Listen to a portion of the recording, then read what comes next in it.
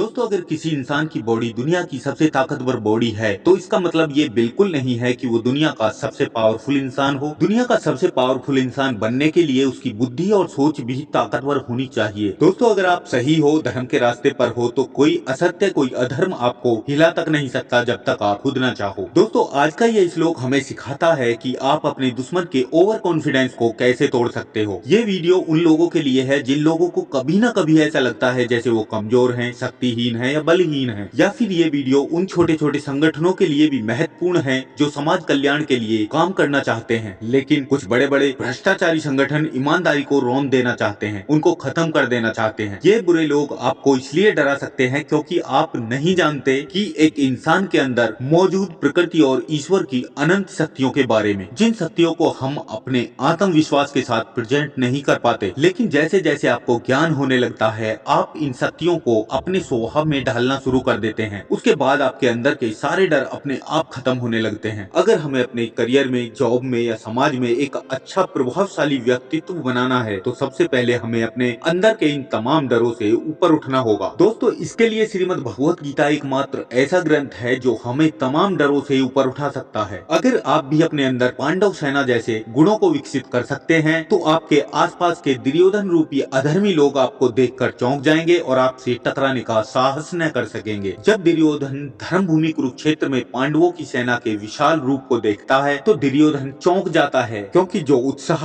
गुण, अनुशासन और सुव्यवस्था युद्ध भूमि पर पांडवों की सेना में साफ झलक रही थी, वो उत्साह, गुण और अनुशासन उसकी अपनी सेना में नहीं थे। श्रीमद् भगवत गीता के पहले अध्याय के तीसरे श्लोक में दुर्योधन के कुछ भाव प्रकट होते हैं। वो श्लोक ये है: पश्यताम पांडुपुत्राणाम आचार्य महति चुमु व्यूढ़ं द्रुपद पुत्रेण तब शिष्येण धीमता। दुर्योधन कहता है, हे आचार्य, पांडु पुत्रों की विशाल सेना को देखिए जिसे आपके बुद्धिमान शिष्य और द्रुपद के पुत्र धृष्टद्युम्न ने बहुत कुशलता पूर्वक युद्ध करने के लिए सुव्यवस्थित किया है। दोस्तों यहाँ पर थोड़ा सा शॉर्टकट में बता दूं, धृष्टद्युम्न जिसे पांडवों ने अपनी सेना का प्रधान सेनापति बनाया वो कौन था? अग्नि के समान तेजस्वी धृष्टद्युम्न पांचाल के राजा द्रुपद का पुत्र था। द्रौपदी और धृष्टद्युम्न दोनों बहन भाई थे। ये दोनों एक यज्ञ कुंड की अग्नि से उत्पन्न हुए थे। उस प्रज्वलित अग्नि से ये धृष्टद्युम्न एक तेजस्वी वीर पुरुष के रूप में प्रकट हुआ, जिसके हाथों में खड्ग, बाण और धनुष था। अग्नि से बाहर आते ही ये गर्जना करता हुआ एक रथ पर जा चढ़ा, मानो कहीं युद्ध के लिए जा रहा हो। उसी समय एक आकाशवाणी हुई,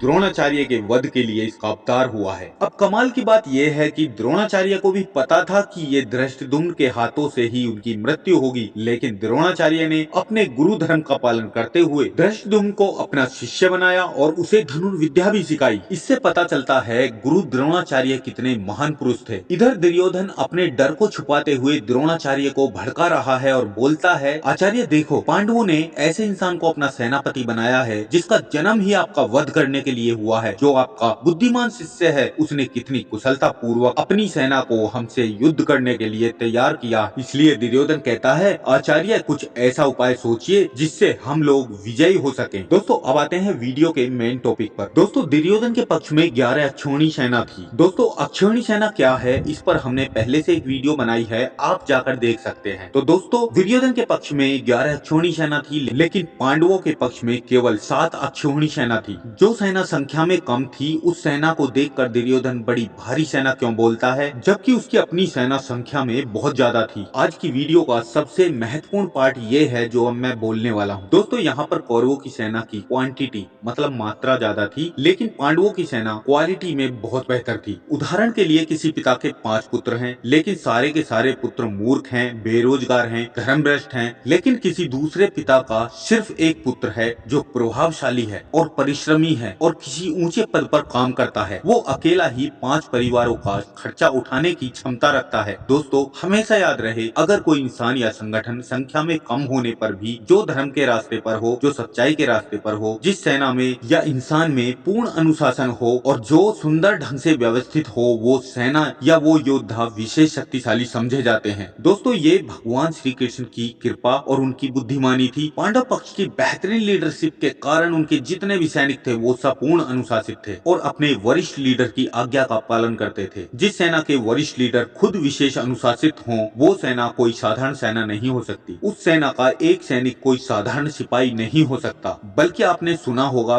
ब्लैक कमांडो के अनुशासन और एक साधारण सिपाही में आप अच्छे से फर्क देख सकते हो। वो लोग किसी भी चीज पर सावधानी पूर्वक विचार करने के लिए अपने दिमाग का उपयोग करते हैं, जिसके कारण उनकी एक्टिविटी और डिसीजन लेने की क्षमता बेहतर होती है। अनुशासन का ना होना हमें गैर जिम्मेदार और आलसी बनाता है। यदि किसी के अंदर अनुशासनहीनता होती है तो वो स्वयं के लिए कठिनाइयों की खाई खोद डालता है, जैसा दुर्योधन ने किया। दोस्तों, अनुशासन ही हमें अच्छाई और बुराई में फर्क सिखाता है। आपके जीवन में अनुशासन का होना बहुत जरूरी है। आप बिना अनुशासन के अपने जीवन में कुछ भी हासिल नहीं कर सकते और इसके बिना आप अपनी हैप्पी लाइफ की कल्पना भी नहीं कर सकते। यदि मनुष्य अनुशासन में जीवन बिताता है तो वो स्वयं के लिए सुखद और उज्जवल भविष्य की राह निर्धारित करता है। एक अनुशासित व्यक्ति का सम्मान सभी लोग करते हैं। अनुशासित व्यक्ति अपने सभी काम समय से करते हैं क्योंकि उनको पता है अनुशासन ही हमारे जीवन को बनाता है और अनुशासन ही हमारे बेहतर चरित्र का निर्माण करता है। एक विचारशील और एक अनुशासित इंसान 100 मूर्ख लोगों के मुकाबले बेहतर निर्णय ले सकता है और ऐसा ही इंसान समाज की प्रॉब्लम का सॉल्यूशन ढूंढने का और सामाजिक मामले में पॉजिटिव चेंज लाने की क्षमता रखता है।